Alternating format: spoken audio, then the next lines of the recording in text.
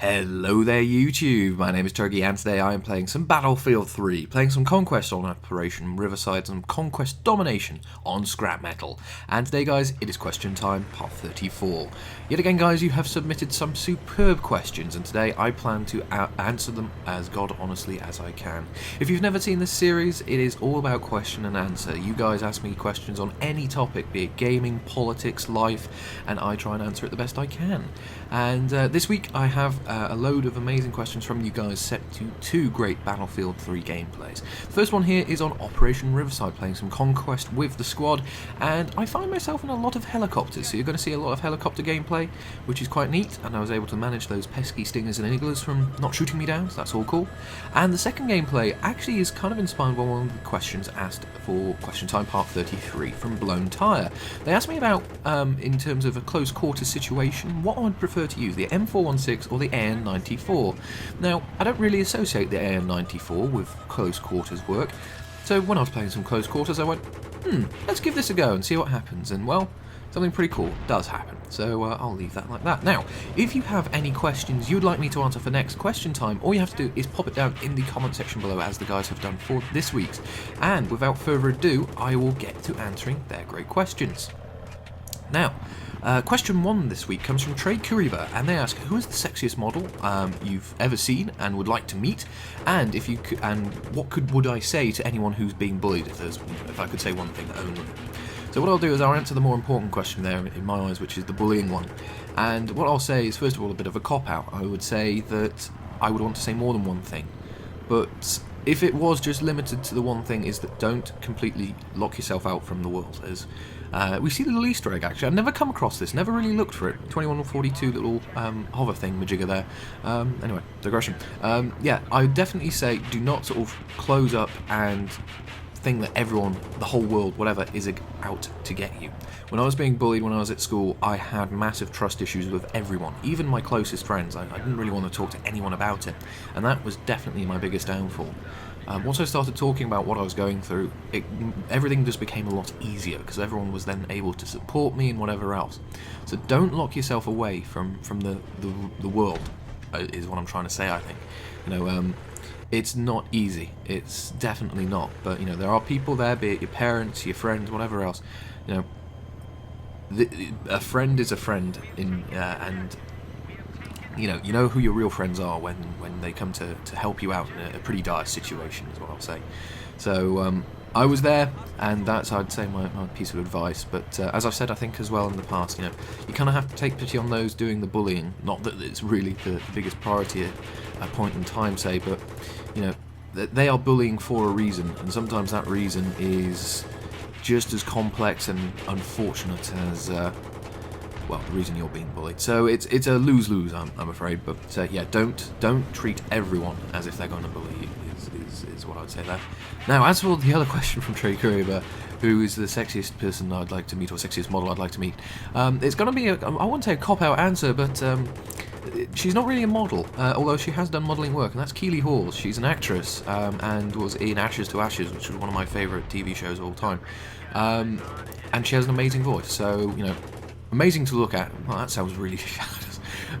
She's someone I'd really like to meet, and you know, as an actress, she's very, very good, and she's very, very easy on the eye, and all the rest. So, you know, it's cool. So, Trey, thank you very much for your questions there. Hopefully, that answers them for you. Next question comes from Arsenal 2022, and they ask, if I could merge any parts of a game into a perfect game, what would it be? Really interesting question. I think what I have to consider first is what kind of a game I'd like to make. Now, to be honest, the most interesting gaming experience I have had in a long time has been DayZ. Sort of the weird kind of cross between survival and bringing out your human nature is something I hadn't really come across before. I think the closest thing I ever had was in Heavy Rain when I was playing that through. There was a moment where I think I was playing as Jaden, as I fail in the chopper here. I think I was playing as Jaden. I didn't have a handgun. I basically talked a guy out of shooting me. But the second I had the handgun, I shot him. And I was like, whoa, I just did that. You know, DayZ brings a lot of that out, and which is quite scary. But also, you know, it's really interesting with the dynamic of survival and grouping up and all this kind of stuff, which is equally just as cool. So it'll probably have a DayZ-style single-player, multiplayer, you know, however you want to really class it. You know, single being on your own, surviving against others, whatever else. You kind of merge that with sort of drop in, drop out, PvP and all this kind of stuff. Think how actually the Division kind of portrayed itself at E3. But then, you know, include, say, I don't know, the destructibility from Frostbite engines, or actually, mentioning DICE technology, the sound in Battlefield games has been utterly amazing. If you've ever played on war tapes, you know what I mean. Just so much audio detail. You know, really quick refresh rates, good input system. It's kind of tricky, actually, to answer. But yeah, something along those lines I think is where I would go, and I think that would make a really cool game. If it'd be perfect is another matter, but that's certainly something I would look for and possibly, hopefully enjoy. So hopefully that answers your question there, Arsenal. You have another question, do I play IGP Manager? No, I do not, although I'll give it a look if it's something to do with sim racing. So Arsenal, thank you very much for your questions there. Now, next question comes from the JH1015, and they ask, what is my greatest annoyance when driving, and if I were to join the army, what section of the army would I go for? Well, what I'll do is I'll answer the driving question first, and I'll answer it in two parts, both driving when I'm actually out on physical, real-world, brain fart, real-world roads, there we go, but also when I'm, you know, say, racing in a game, whatever else. So, what annoys me when I'm driving on real roads is people who break the speed limit. Now, call me a chicken, whatever else, I follow the speed limit, it's there for a reason. I'm one of the biggest petrol heads you could possibly come across, but I do follow the speed limit. Why? I don't want to get a ticket. So, you know, it's pretty simple. We follow the speed limit, nothing happens. If you break it, well, there you go. And what I find really hilarious is that, you know, I'm driving to work, whatever else, 30 miles an hour, 40 miles an hour, and, you know, I'm doing the speed limit, and people race up behind me. If I really wanted to, I could set up some equipment in the back of my car, capture them speeding, send it to the police, and they could probably go and give them a ticket. You know, if they were really that serious about enforcing the speed limit, that's what they would do. But one of the best moments I've had while driving was actually kind of a funny moment. So I was driving home, and one of the roads I drive on has traffic calming measures, and it's 30 miles an hour, because it's through a kind of residential area. So there I am driving 30 miles an hour, and I kid you not, this beautiful, mint-looking BMW M3 GTR, I think it was the CSR model, speeding up to behind me, easy 50 miles an hour. You know, there's one of the things where you go around a corner, there's nothing in your mirror, you get to the end of the corner, there he is, right up your ass. So he comes up, tailgating, vroom, vroom, vroom. I'm like, no, I'm doing 30 miles an hour, jog on. So anyway, this carries on for maybe half a mile or so, and we get to one of these traffic calming measures, which basically, instead of like a carriageway, 2-lane road, it goes down to 1 lane temporarily and comes back. So there's no one there. I go, manoeuvre, check mirrors, all the rest, and I see in my mirror, as I'm going out of this traffic calming thing, he's dropped back a bit, and basically he puts his foot down to make the back of the car sort of, you know, move around, slide around, to show, oh, look at me, I'm in a BMW, ha ha ha. What he then doesn't realise he does is his back right tyre hits a curb, and then all of a sudden he stops and slows down and drops from view. I can only assume that he broke either at the wheel or he got a puncture or something, because it's on a low-profile tyre or something. Oh, karma, sweet karma. Drive like a fool, break your own car, well done, you jackass. So I was feeling quite smug with myself at that point.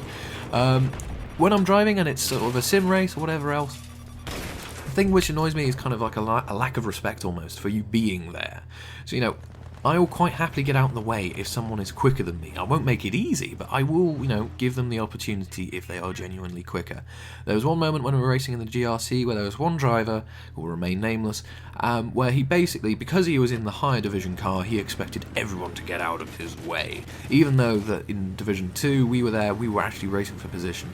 Anyway, he got heavily fined, he got points, in fact he didn't come back to race after that particular round. So yeah, just, you know, a bit of politeness wouldn't go amiss. So that's what I'd say on the driving front. If I were to join the army, what area of the army would I join? Well, I'd probably join somewhere at sort of reconnaissance or communications or, you know, computer-based stuff. That's where my skill set, to be honest, is. And you know, although I would love to be an infantryman or something like that, I'm nowhere near physically fit enough. So I'd probably have to duck. Well, I wouldn't say duck out, but not do that role. I'd much rather provide the recon and do all the rest for the very brave boys and girls out there on the front line, but also perhaps some electronic warfare. I don't know really the right way to put it, but I've done some ethical hacking stuff, done some reading and did some work on it. So pretty interesting area actually, ethical hacking in computer terms, but in mind. So yeah, that's something potentially I'll be interested to do as well. So the JH1015, thank you very much for your great questions there. Hopefully that answers them for you. Now, the next question comes from Vordays, and they ask, in terms of someone who is a casual gamer, do I think the new consoles will be attractive enough, given that, for instance, the PlayStation 3 and the Xbox 360 are a quite reasonable price and relatively cheap now? Well, you want to know something? It's a great question. Gaming these days is all about, or the big growth areas has all been about the sort of mobile sort of game, very short pick up and play kind of experiences, not like, say, Battlefield 3, where you have to invest a lot of time to get the equipment you want, and then you can play the way you want, etc. To be honest, if you're really a real casual gamer, and I see casual guys as people who do just play on mobile phones and whatnot, and you want to make the jump to a console, I definitely see the current generation consoles being the way to go. Because you don't know at that point in time if the games which are out there you'll like, you'll enjoy, and are happy to put the time in for. For example, I've never really played FIFA games, although I've picked up FIFA 13 and I've thoroughly enjoyed it this gen. So I could quite easily see myself, say if I were a casual gamer, picking it up on PS3 and going, oh wow, this is really awesome. But then you want to go, ooh, but I want the latest and greatest kind of thing. And that would be perhaps, okay, I've invested a lot of time, let's go for, say, the Xbox One or the PlayStation 4 and get FIFA there.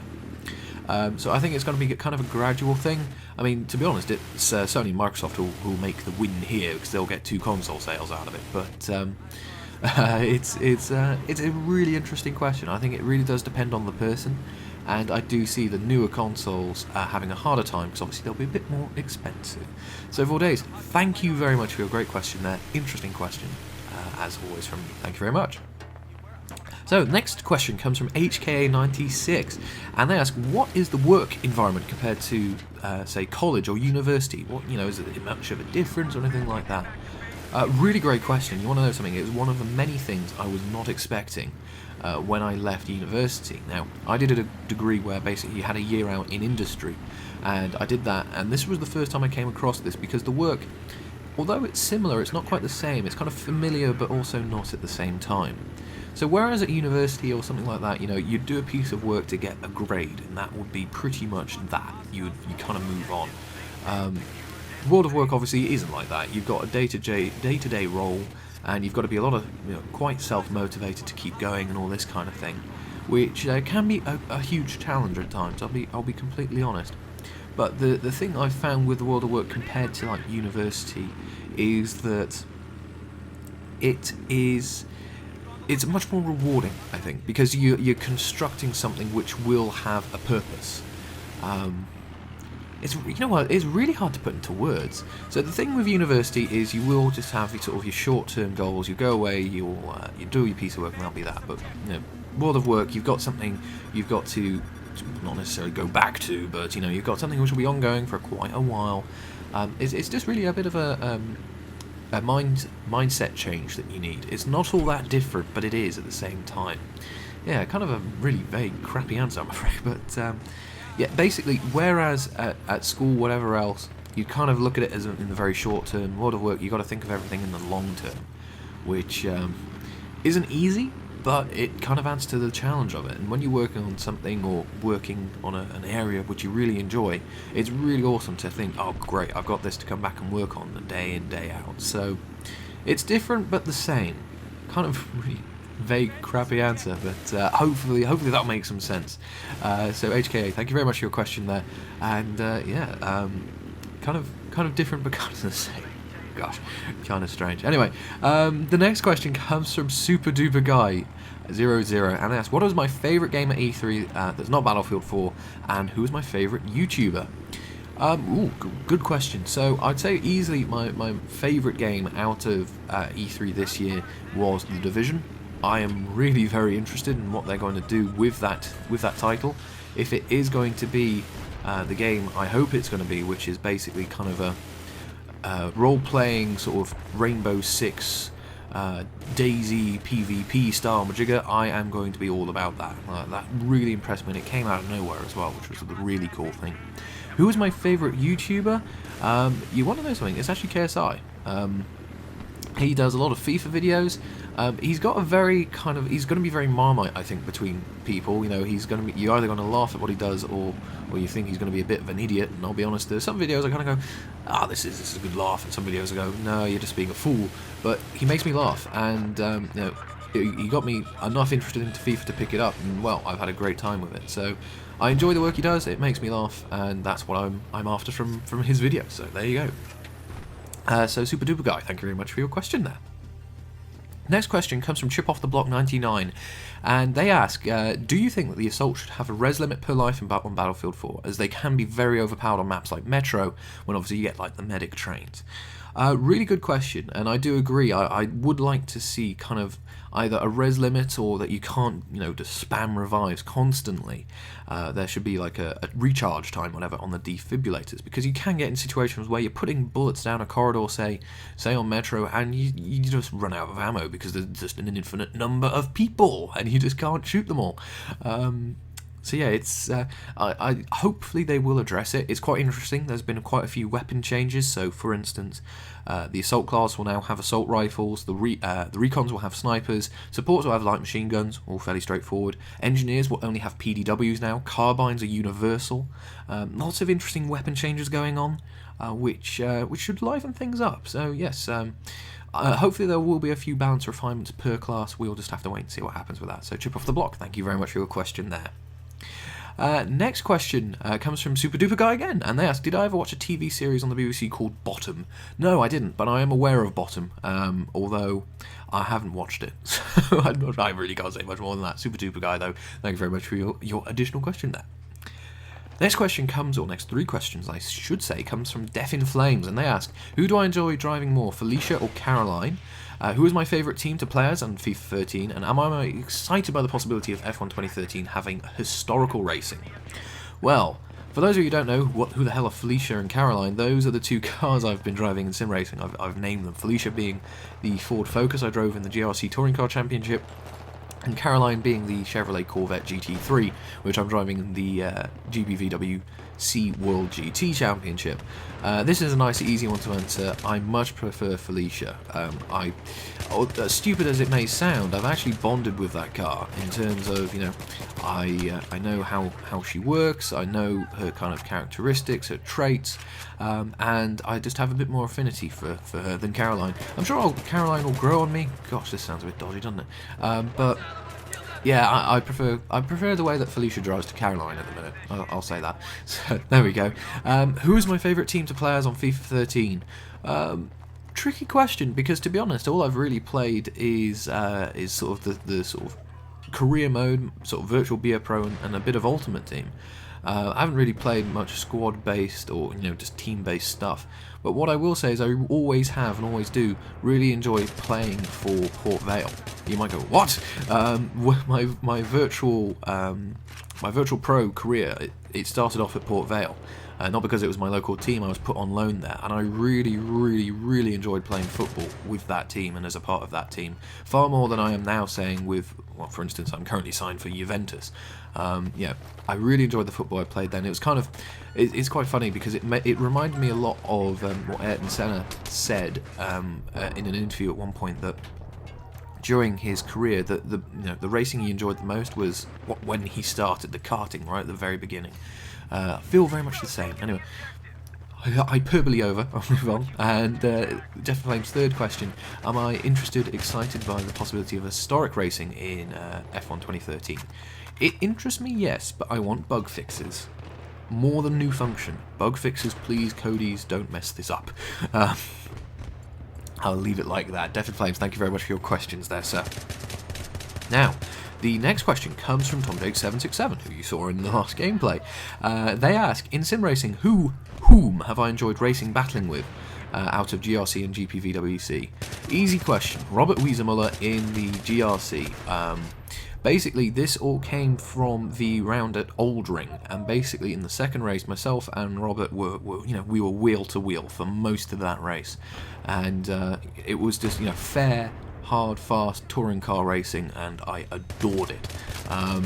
Not to say that I haven't enjoyed other battles, but that just left a marker in my mind of how much I enjoyed that, because it was proper racing, it was clean, fair, very good fun. So I think that answers that. Tom, thank you very much for your question there. Next question comes from Mr. Ruby1000, and they ask, what are my thoughts on Top Gear? What I think about, obviously, the hosts, and and he goes on to say, and he is of course talking about the British series as the American series sucks. Yeah, I've heard much the same about the American version of Top Gear, although I've never really seen it. So I love Top Gear. I must admit, hipster glasses on. I watched the new Top Gear, as it were, not the stuff they did back in the 90s, from Series 1. I was just sort of flicking through channels, like, cars, I'll watch this. And I must admit, some of the stuff they've been doing as of late, I haven't enjoyed as much of the stuff they did originally. It seems a little bit more set up, staged, for obviously entertainment purposes, which, frankly, let's face it, that's what Top Gear is now. It's an entertainment show involving cars, rather than a car show with a bit of entertainment. But having said that, Top Gear, they do some very poignant pieces as well. For instance, the road trip they had starting in Iraq, going to Bethlehem for the Christmas special.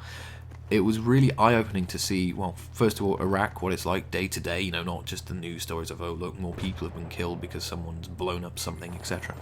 But also, countries like, for instance, Syria, it seemed like such a peaceful place then. Obviously, we know that there's a lot of conflict going on there, unfortunately.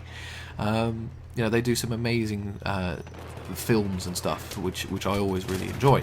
Now, as for the hosts, well, they're three of a kind, really. You've got Clarkson, who is kind of the arrogant, egocentric kind of guy. You've got Hammond, who's kind of the buddy, the right-hand man. Then you've got May, who's kind of the odd one. I think it's a really awesome combination, and well, as it happens, I'm recording this on the 30th of June, and Top Gear comes back tonight, and I'm going to be watching it. I'm very much looking forward to it. So yeah, I like Top Gear a lot, Mr. Ruby, and yeah, long may it continue. So thank you very much for your great question there. The next question comes from D. Corrigan 120, and they ask, what is my favourite gun and attachments for each class, and what is my favourite map in each of the DLCs? Ooh, good question. So, easy one for close quarters is easily scrap metal.